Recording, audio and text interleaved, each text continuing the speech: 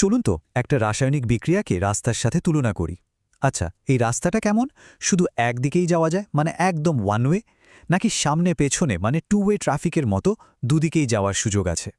আজকে আমরা রসায়নের ঠিক এই মজার রহস্যটাই কিন্তু সমাধান করব। তো চলুন শুরু করা যাক। আমরা যখন পানিতে চিনি গোলাই সেটাও একটা পরিবর্তন। আবার ধরুন কাঠ পুড়ে ছাই হয়ে গেল, সেটাও তো একটা পরিবর্তন, তাই না? কিন্তু এই দুটো কি একরকম? একটা থেকে আগের অবস্থায় ফেরা যায়, আরেকটা থেকে যায় না। কোনটা কেন এমন হয়? এটাই আমাদের আজকের আলোচনার মূল বিষয়। প্রথমে আমরা সেই সব বিক্রিয়া নিয়ে কথা বলবো যেগুলো অনেকটা ওয়ান ওয়ে রাস্তার মতো। একবার সামনে এগিয়ে গেলে আর পিছনে ফেরার কোনো পথই খোলা থাকে না। রসায়নের ভাষায় এদেরকে বলা হয় একমুখী বা ইরিভিসিবল বিক্রিয়া। মানে খুব সহজ করে বললে, একমুখী বিক্রিয়া হলো এমন একটা প্রসেস যেখানে শুরুর উপাদানগুলো মানে বিক্রিয়ক পুরোটাই নতুন পদার্থ বা উৎপাদে বদলে যায়। এখানে আর রিভার্স গিয়ারে যাওয়ার কোনো সুযোগই নেই। আর এই ধরনের বিক্রিয়া চেনার সবচেয়ে সহজ উপায় হলো এর চিহ্নটা। এই যে দেখুন, একটা মাত্র তীর চিহ্ন, এটা কিন্তু রাস্তার ওই ওয়ান ওয়ে সাইনের মতোই। এটা একদম পরিষ্কার করে বলে দিচ্ছে যে ট্রাফিক মানে আমাদের বিক্রিয়া শুধু বিক্রিয়ক থেকে উৎপাদের দিকেই যাবে। এই উদাহরণটা দেখলেই ব্যাপারটা পরিষ্কার হয়ে যাবে। এখানে পটাশিয়াম ক্লোরাইডকে যখন তাপ দেওয়া হচ্ছে, কি ঘটছে? এটা ভেঙে পটাশিয়াম ক্লোরাইড, যেটা একটা কঠিন পদার্থ, আর অক্সিজেন গ্যাস তৈরি করছে।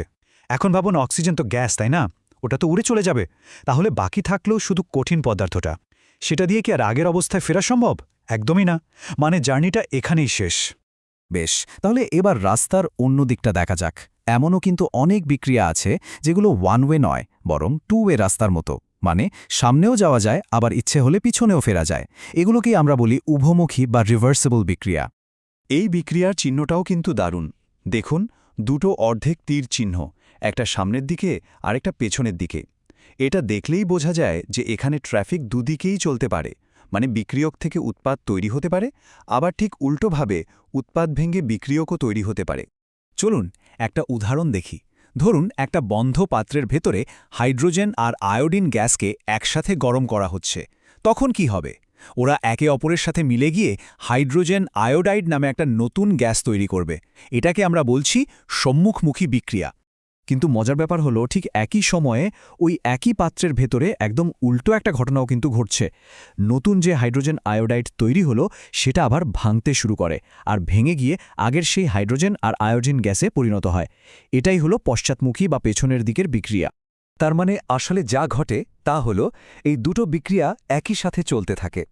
এই যে দেখুন, আমরা দুটো বিক্রিয়াকে একসাথেই দেখাচ্ছি ওই বিশেষ টু ওয়ে ট্রাফিক সাইনটা দিয়ে। এটা এমন একটা অবস্থা যেখানে একই সাথে অবিরাম ভাঙা আর গড়ার খেলা চলছে। তাহলে উভমুখী বিক্রিয়ার মূল কথাগুলো কি দাঁড়ালো? এগুলো যে কোনো দিক থেকে শুরু হতে পারে, মানে বিক্রিয়ক নিয়েও শুরু করা যায়, আবার উৎপাদ নিয়েও শুরু করা যায়। এগুলো কখনো পুরোপুরি শেষ হয় না, কারণ বিক্রিয়া তো সামনে পেছনে চলতেই থাকে। আর একটা সময় পর এরা একটা সাম্যাবস্থায় পৌঁছায়। আর হ্যাঁ, এদের চেনার উপায় তো হলো ওই ডাবল অ্যারো চিহ্ন। আচ্ছা, আমরা তো দু ধরনের বিক্রিয়া দেখলাম, একমুখী আর উভমুখী। কিন্তু এখানে একটা দারুণ টুইস্ট আছে। যদি বলা হয় আসলে সব বিক্রিয়াই নীতিগতভাবে উভমুখী, তাহলে কি একটু অবাক হতে হয়? চলুন এই রহস্যটা এবার ভেদ করা যাক। এ কথাটা কিন্তু খুব গুরুত্বপূর্ণ। তত্ত্ব অনুযায়ী এমন কোনো বিক্রিয়াই নেই যা পুরোপুরি একমুখী। প্রত্যেকটা বিক্রিয়ারই পিছনে ফিরে আসার একটা সামান্য হলেও সম্ভাবনা থাকে। তাইলে প্রশ্ন আসতেই পারে, আমরা কিছু বিক্রিয়াকে একমুখী বলি কেন? আসল উত্তরটা লুকিয়ে আছে বিক্রিয়ার স্পিডে। যেগুলোকে আমরা একমুখী বলি সেগুলো সামনের দিকে যাওয়ার গতিটা এতটাই বেশি আর পিছনে ফিরে আসার গতি এতটাই কম যে আমরা ধরে নিই পেছনের বিক্রিয়াটা হচ্ছেই না। ব্যাপারটা অনেকটা খরগোশ আর কচ্ছপের দৌড়ের মতো, যেখানে খরগোশের গতি এত বেশি যে কচ্ছপ আদৌ ফিরছে কিনা তা আমাদের চোখেই পড়ে না। এবার আসা যাক সবচেয়ে মজার অংশে। জানেন, বিজ্ঞানীরা চাইলে কিন্তু এই টু ওয়ে ট্রাফিককে কন্ট্রোল করতে পারেন। তারা কিছু দারুণ কৌশল ব্যবহার করে একটা উভমুখী বিক্রিয়াকে পুরোপুরি একমুখী রাস্তায় পরিণত করে ফেলতে পারেন। চলুন দেখি এই ট্রাফিক কন্ট্রোলাররা কাজটা কিভাবে করেন। তাহলে মূল কৌশলটা কি? খুবই সহজ। নতুন যা তৈরি হচ্ছে মানে উৎপাদ, তাকে কোনোভাবে ওখান থেকে সরিয়ে ফেলতে হবে। এর জন্য দেখুন 3টা দারুণ উপায় আছে।